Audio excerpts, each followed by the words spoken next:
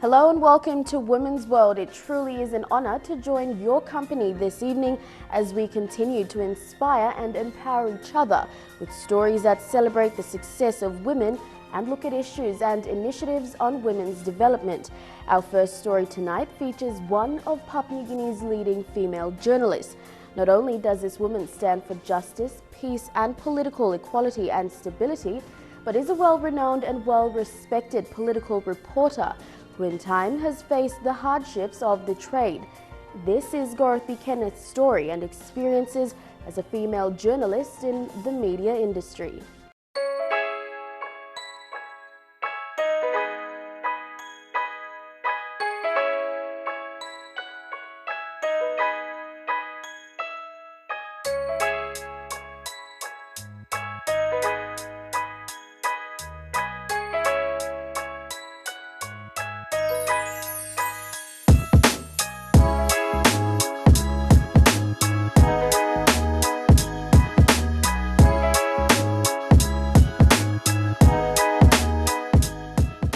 I'm from Buka, Bougainville. I've got children. I come from a family of 9 girls, no boy, which is good because I come from a matrilineal society. But anyway, I started my primary school back in Buka, and then I had my high school at the Bougainville's St. Mary's. It was at the girls' high school. But it was only for 2 years because of the Bougainville crisis, and then the rest is history. I finished my high school in Madang at Tusbab, basically because I had a sister who was teaching, and it was easier for me to have access to a classroom after the 3 years of not going to school. But anyway, and then I finished grade 12 at Malala Upper Secondary. From there, I got a scholarship to come to, an offer to do my journalism at actually it was diploma in media studies for 2 years at the University of Papua New Guinea. There and then I had no idea what a diploma of media studies or journalism was, because that was not what I wanted. But I am here as a journalist now. So that's just basically where my background history is.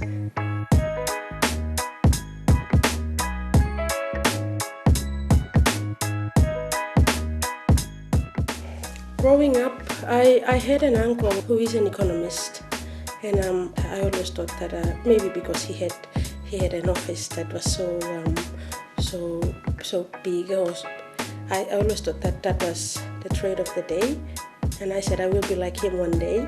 It turned out I didn't become an economist because I wasn't good in maths. I'm still not good in maths, and but my father always told me that I will one day become a news person, because of the fact that he'd seen me grow up picking up any piece of paper and reading it.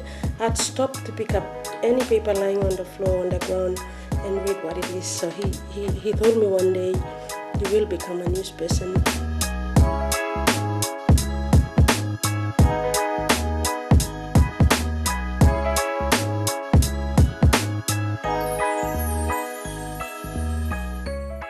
When I got into the journalism strand at the University of Papua New Guinea, it wasn't that easy.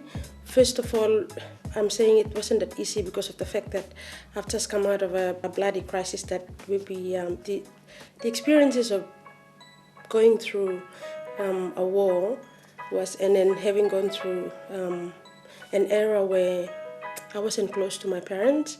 It differs in the sense that every year students had to go back to their home provinces for holidays.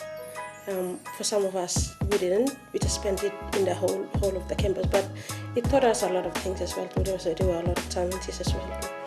And journalism at that time, most of the makeup of the journalism school were male, and there were only a few of us who were females.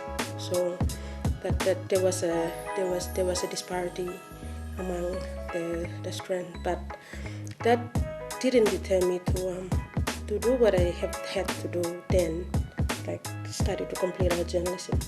I had a lot of friends as well too, who were males, and a lot of Bougainvilleans who were males as well too, apparently. So it was rather like treating them as brothers more than competitors. So I think that's how we came of age.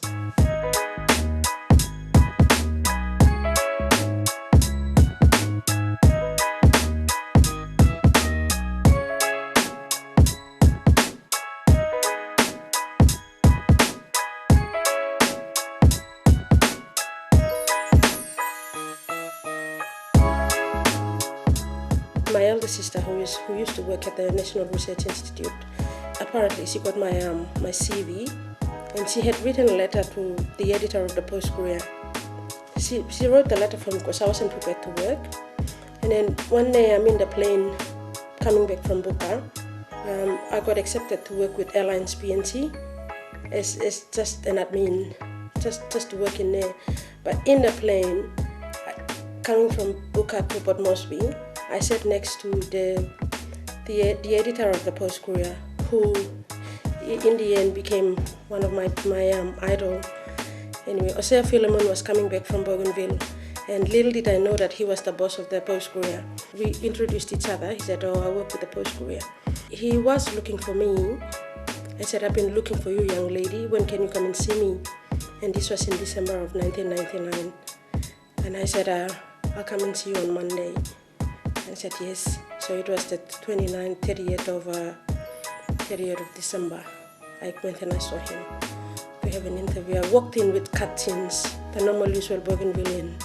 It wasn't like an interview because I thought that he had told me, "Come and see me on Monday." I didn't know that it was an interview. So when I walked into his office at the Post Courier office, he looked at me and he said, "When can you start?" And then because it was New Year, I said, "Okay, I'll start on the New Year." So I started on the 2nd of January 2000 with the Post Courier. So I started covering a lot of issues. I got sent to Bougainville in 2001 to stand in for the bureau chief, who was on holidays. And then from there, in 2002, we didn't have a bureau chief. So I went in to take over as a bureau chief in 2002 up till 2005. I came back to Port Moresby as the chief of staff. So I was chief of staffing from 2006 right through to 2008. Our office was going through a lot of challenges in Bougainville. So I went back to Bougainville as the bureau chief again in 2009 until 2011. I came back as during the political impasse. Because we also needed strength in our political coverage back in our newsroom. So when I came, I covered the elections for the office in 2012, and we were going through a lot of changes as well too.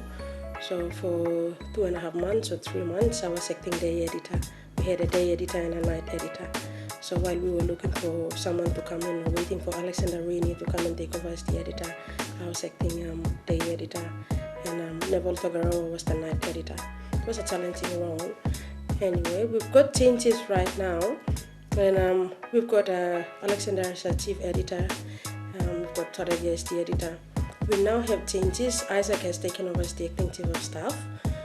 He's now taken the role of chief of staffing because of the fact that I'm covering politics in the newsroom, which is what I always wanted to do. I'm not a manager person. I like to go out and do my coverage.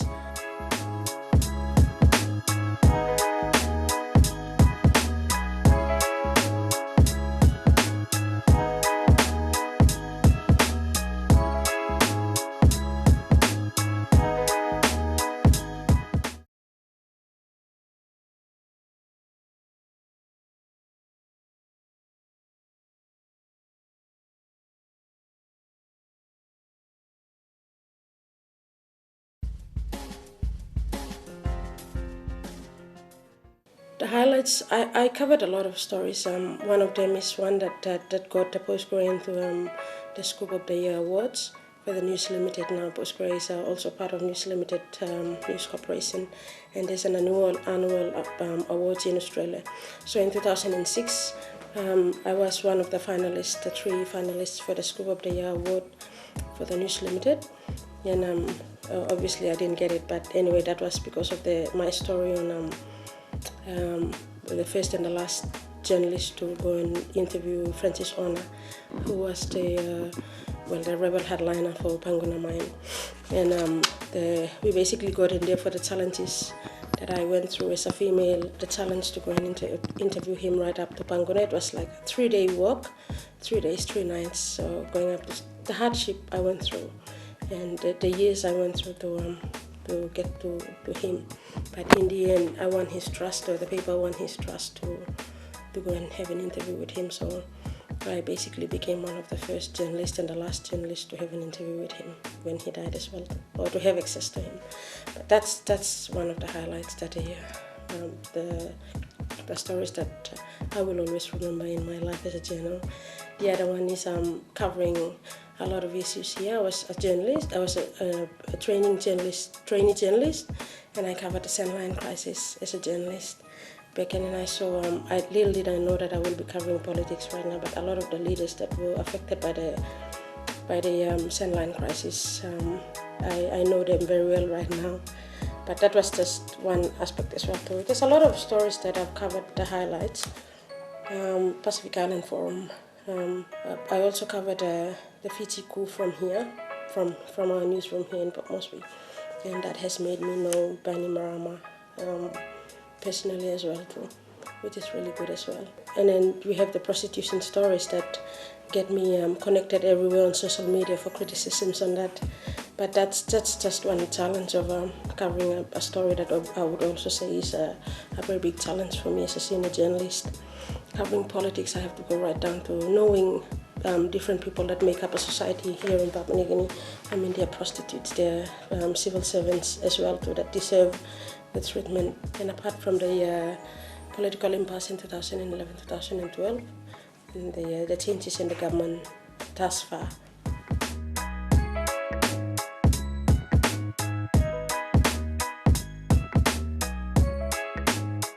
In my 15 years, I've worked with the company Postgre for 15 years. I've had a lot of challenges with covering journalism stories or covering stories for the paper as a female journalist. Yes, we've had a lot. There's some places in Papua New Guinea that you see they will not talk to a female, they'd rather talk to their counterparts. But we've overcome that. There are other issues where some male journalists look at female journalists. As I was growing up in the media industry, I had some problems of male journalists looking down on female journalists as non-existent in a society like that. But it's up to, I had to overcome that as well. So it's how you do your PR, how you manage to treat them equal. And going about in the leadership of Papua New Guinea, there were a lot of challenges as well too. Like in the makeup of a government or in departmental heads, all this and that. You see yourself as a woman and you have problems. You have the trouble of having access to a male head or a male departmental head. But like I said, it's how you carry on and how you respect and treat your leaders as well. But yeah, I've come across a lot of challenges, even as a female covering a story 2 o'clock in the morning, or travel warfare up in the highlands, or some fights in the New Guinea Islands. They've been challenges. As a junior journalist, you are growing up to work as a senior journal, or even then a head of an organization, a media organization. The tricks to go about going into it is, for me personally, is getting to know the issues at hand. You have to know the issues at hand. Your PR towards your colleagues, and towards the government that you serve, or the organization that you serve, and the people around you. Says a lot of things as well too. I mean, it differs from one person to another. My thought to a up-and-coming journalist would be, as long as you uphold your ethics, your integrity, for all this and that, you will not go wrong. But like I always say, I always tell the junior reporters in my office, in my organization, when I pick you up and you follow me, don't expect me to teach you 1, 2, 3, 1 plus 1 equals 2, 2 plus 2 equals 4. I just pick you up, I treat you as a senior journalist, regardless of you being a junior or not, how many years. I just throw you at the dead end and I tell you, cover this. Some of them end up crying, seriously, and they get back to me and say, I can't do this. And I said, you want to come up to my level, this is how you're going to do it. You just throw them at the dead end, and it's how you it shows the leadership as well to how you manage yourself as a reporter, and how you manage your junior staff level as well too. It's individually sometimes it's individual as well too, but it pays to know the trade of how you carry on with your ethics, and how you know the rules and trade of journalism.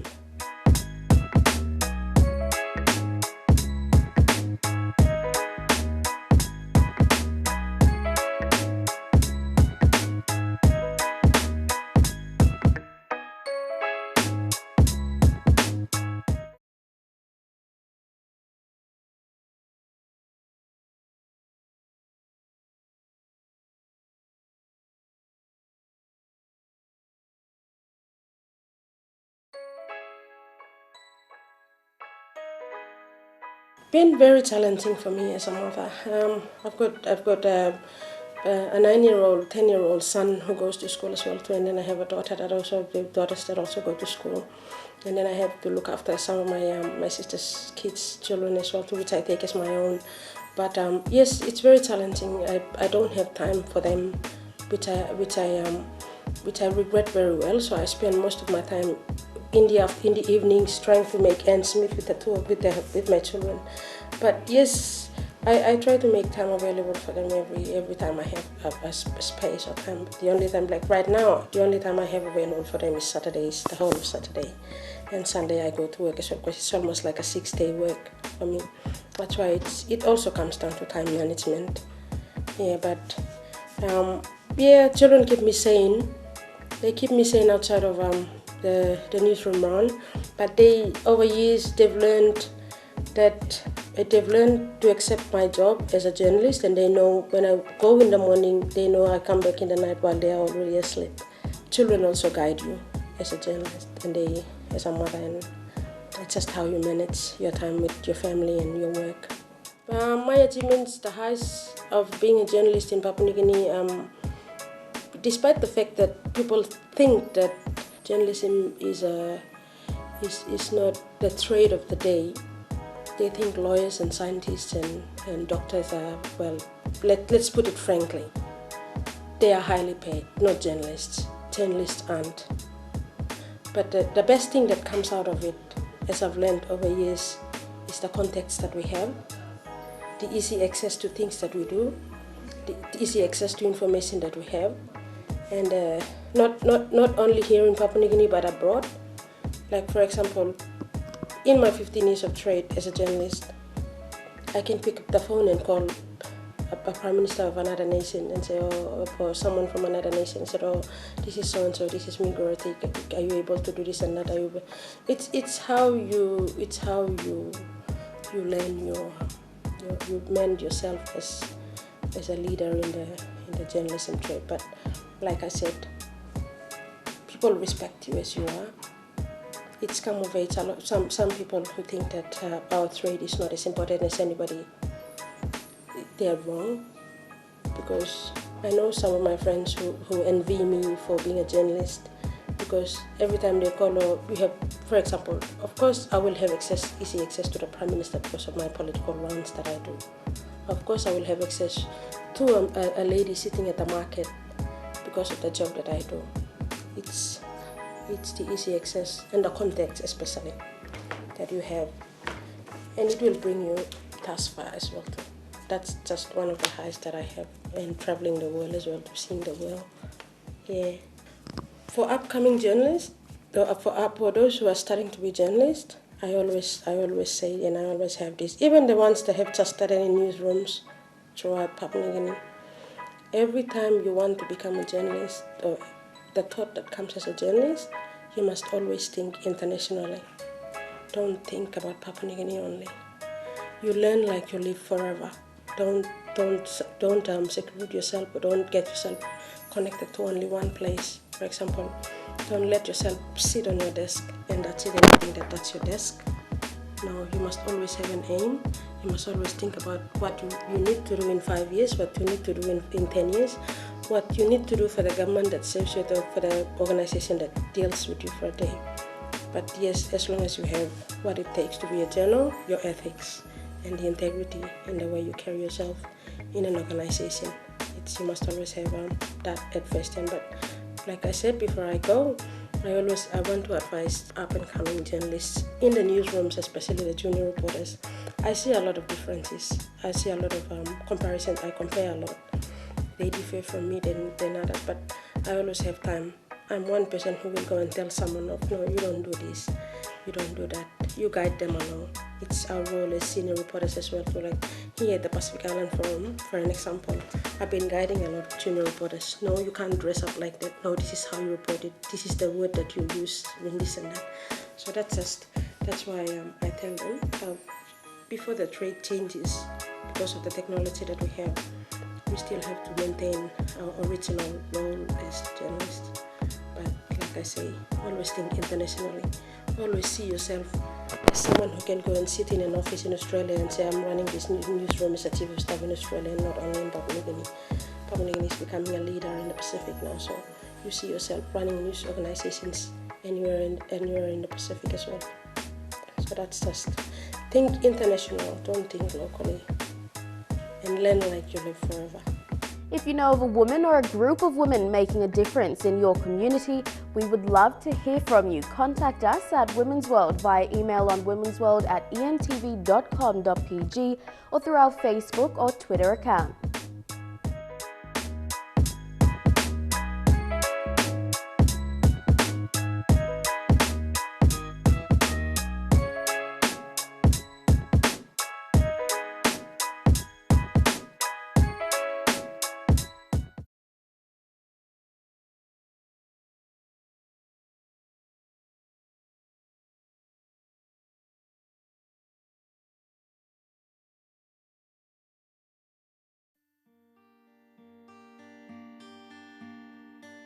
Violence against women and girls is something that happens all around the world. It isn't just a violation of human rights, but an ongoing form of gender-based discrimination. It happens right outside our doorsteps, in our neighborhoods and to our family and friends. In Papua New Guinea alone, over 68% of women have experienced some form of violence. 1/3 of women experience rape, and 17% of sexual abuse involve girls between the ages of 13 and 14.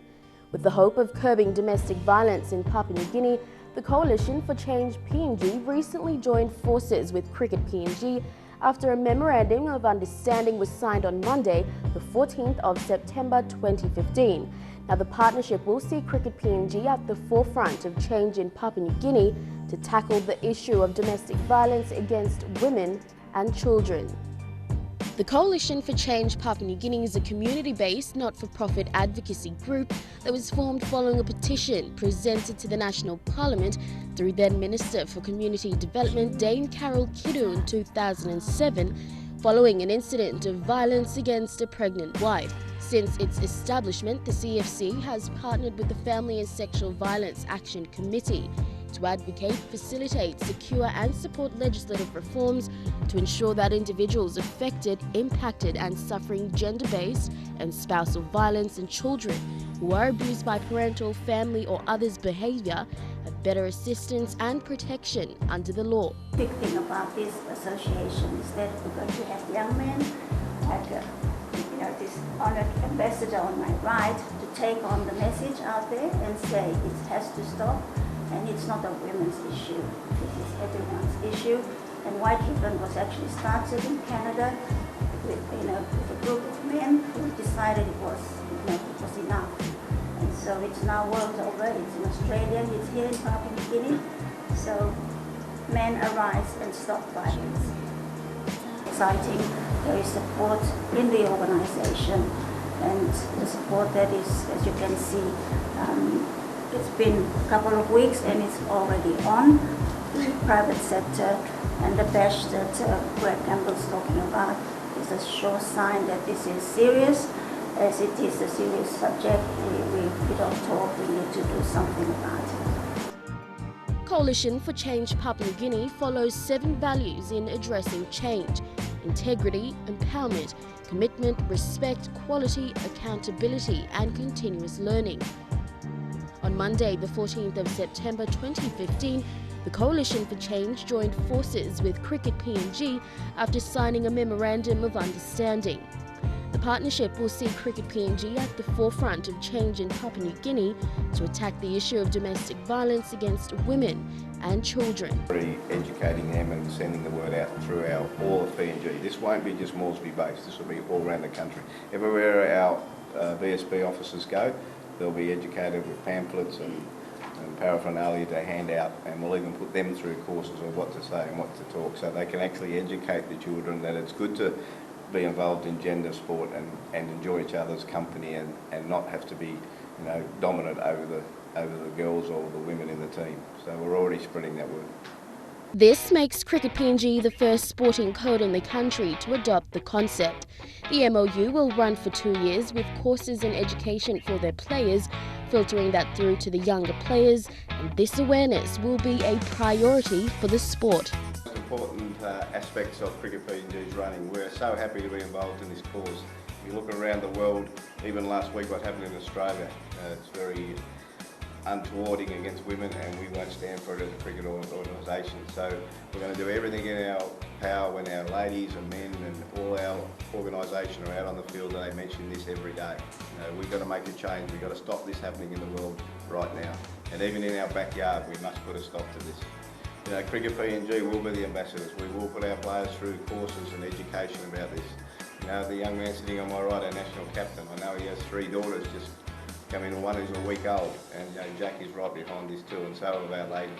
Before the program was introduced to Cricket PNG, everyone's been, well aware of what to do with the families, because at the end of the day, whatever things go wrong in the field, either win or lose, you have to go back to your families, and most importantly, your wives and your children are the ones that will be behind your back. So look, it's a historical event, and we are looking forward to lead this program all throughout Papua New Guinea. The program is slated to roll out to the rest of the country, with Lays Cricket Association already confirmed to follow suit.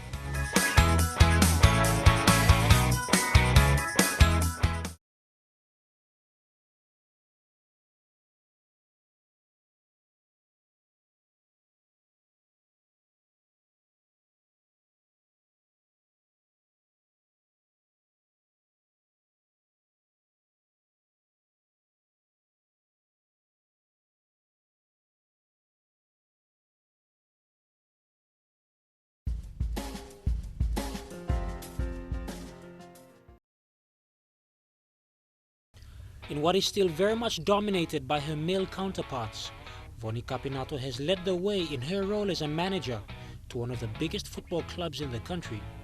Over the past decade, she and her husband John have fought against the odds to try, in their own way, to raise the standard of football in the country. Well, I'm not really sure whether it's a big challenge. To me, I enjoy it, even though it was tough managing men, and many of the team's managers and heads are all male. But I've been managing a lot of teams back at my home in the country, a lot of rugby teams. So it just all depends the way you deal with people, your public relation, your love and your care for people. And I think my dad and my mom have raised me very well with a lot of respect. I respect men, women a lot. Leading this team for the past 10 years, I enjoy it. I know I faced a lot of hiccups in between, but to be successful at the end of a lot of hard work gave me a lot of motivation, encouragement, even though it was tough. But to me, I enjoy it. It's more like a passion to me, and I love to help and give whatever I knew from myself, what I was taught from. So I feel that it's a normal thing to me. Like something, yeah. Currently, a lot of people would recognize you for being part of the Hikari United Football Club, but it's not just football that you're involved with. You did mention rugby league and, of course, basketball. Yes, I'm the manager for our KZ Southern basketball team, Flames. Same way of leading our soccer men. We gave the same rules and regulations to our basketball. I've terminated few players so far. Sometimes it's chilly to them, but I have to stand on my feet and frame in our rules and regulations, which is NSL. We've been doing that for many, many years. Many of our players can't cope with it. That's why you can see some are coming and leaving. And if they're consistent like David Muta, Kemaja, Koryak, and all my senior players today, and Denny, then you can see them often on the field. They're very consistent, and I'm very happy about that. And leading the basketball team too, it's amazing, different experience. But I think my husband and I, we took over. We helped South's basketball in Hagen for many years. We've been the major sponsor for them, and I believe they kept the title for 10 years in many years back when I was in the Highlands 1994. So it's not new to me. Same way of managing. Discipline is something that I always believe in. To me, I spend a lot of time praying. I spend a lot of time sharing to the boys, reminding them that I don't believe in, you can be a good player, but I don't believe if you ignore the Lord there and you want to be success. You have to be a great example. You have to work hard. And I always believe when you do that, you can do very well in everything you do in life. You mentioned your husband. What has that relationship been like for the both of you? I would imagine it's a bit hard from being on a soccer field to and then coming home being inside the house. Well, I think because both of us play a lot of sports from our young days. Yeah, I would say it's a good combination. He played a lot of rugby, Union Rugby League. I played a lot of netball for my country. I came here in '91 SP Games. I was in Samoa. So after I got married, I have to stay off from my national duty. Then seeing him, he's very passionate about sports. And when we agreed together on things, we did very well at home. We did very well in everything we do. We understand each other in a lot of things we do. So that's why we came this far. If we have a lot of differences, then I don't think we will come this far. But to me, I would say I really admire John. He's a very very unique person, and he had a very loyal and passionate, especially give back to a lot of young people, supporting them, encouraging them, motivate them. So with that, I just fall into it. I supported everything he did. And today, the Lord has blessed us with a lot of success in everything. We earn nothing out of it, if you can trace it back. We spent a lot, we gave a lot, but at the end of the day, we know that the good Lord has blessed us in what we are doing for others. Bonnie, you mentioned young people. Some of those young people are not so young anymore. One of them is Erickson Komang, who used to be perhaps one of the best players that you'd ever had. He's now, it appears as if you've given him a lot more responsibility. Yes. Well, we appointed him to be the head coach of our men's team, our senior and our youth. And I've seen a lot of potential out of Eric. And Hekari is eyeing him and molding him up, building him up to assist Jerry one day. Hopefully he can step in and give a rest to our head coach one day, and a Papua New Guinean can take over. The great thing I admire Eric is well-disciplined, very consistent, and I would say he's very passionate about soccer. And I can recall in many years back when he played with PS Roots, I admire him.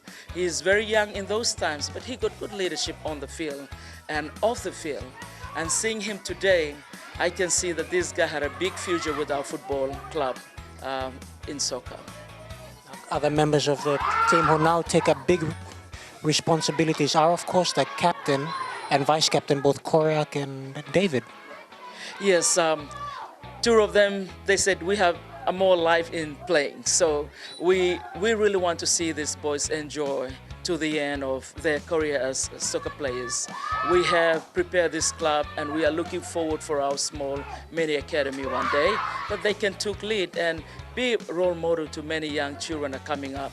You know, the biggest concern I have as a manager and with my observation, today I have seen that we are 205 in the world ranking, you know, for the men.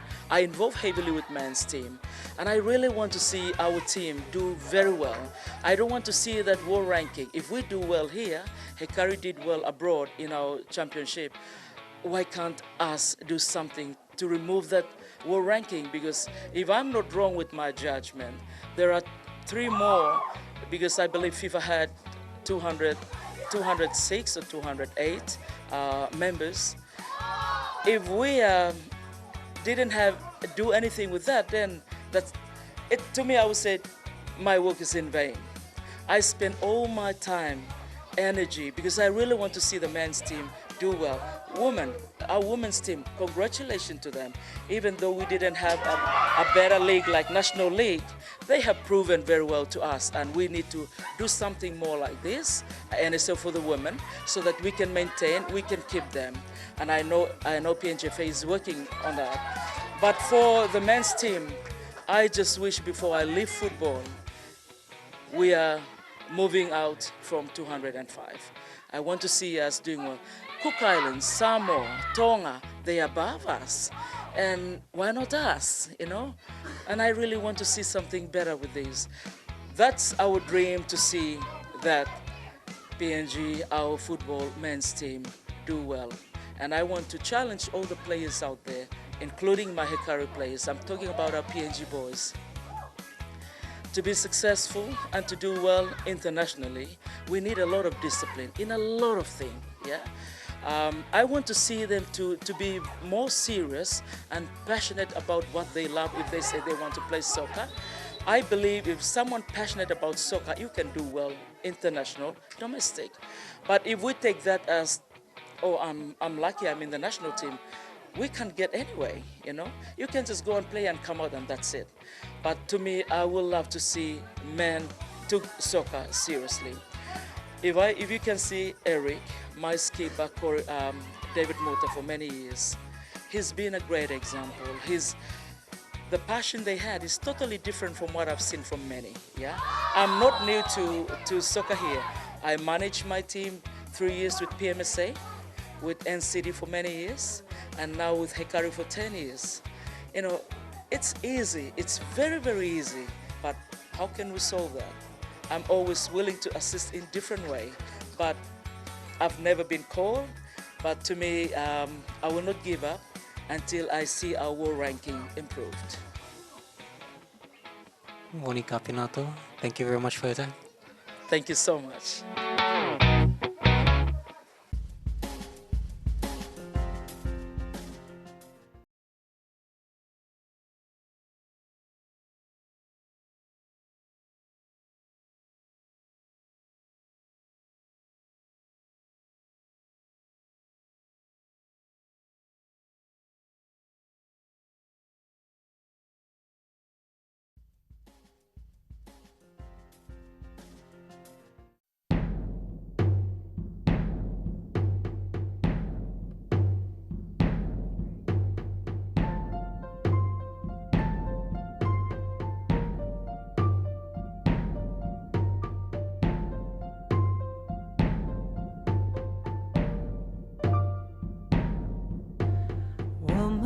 Woman's spirit is beauty.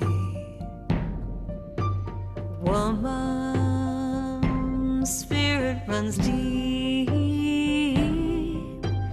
Woman loves with compassion. Our perfection is complete. Woman's spirit is graceful. Woman's spirit is wise.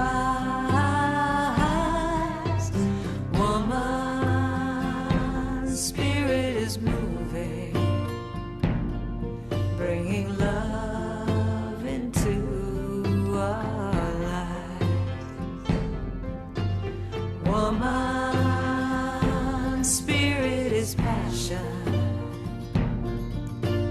Woman's spirit is birth.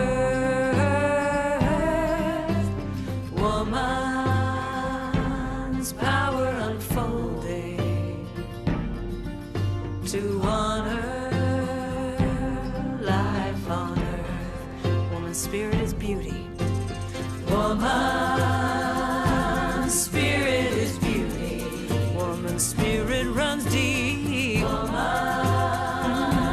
spirit runs deep. Woman loves with compassion. perfection is complete. Our perfection is complete. Woman's spirit is graceful. Woman's spirit is graceful. Woman's spirit is wise. Woman's spirit is wise. Woman's spirit is moving. Woman's spirit is moving. Bringing love into our lives. Woman's spirit is passion. Woman's spirit is passion. Woman's spirit is birth. Woman's spirit is birth. Woman's power unfolding, yes, power unfolding to honor life, to honor life on earth. Passion. Woman's spirit is passion. Woman's spirit is birth. Woman's spirit is birth. Woman's power unfolding. Woman's power unfolding to honor life on earth. We're gonna honor life on earth. Yeah, to honor life on earth. Honor life on earth. Life on earth. Woman's spirit is And that brings this episode of Women's World to an end. Thank you for your company. We certainly hope that you've enjoyed the program. If you'd like to view this episode again, visit MTV online at www.emtv.com.pg. Or if you'd like to be a part of our program, send us an email on womensworld@emtv.com.pg or get in contact with us through our Facebook page and follow us on Twitter. Until next time, on behalf of the Women's World team, I'm Lorraine Genia, wishing you a pleasant week ahead. Good night.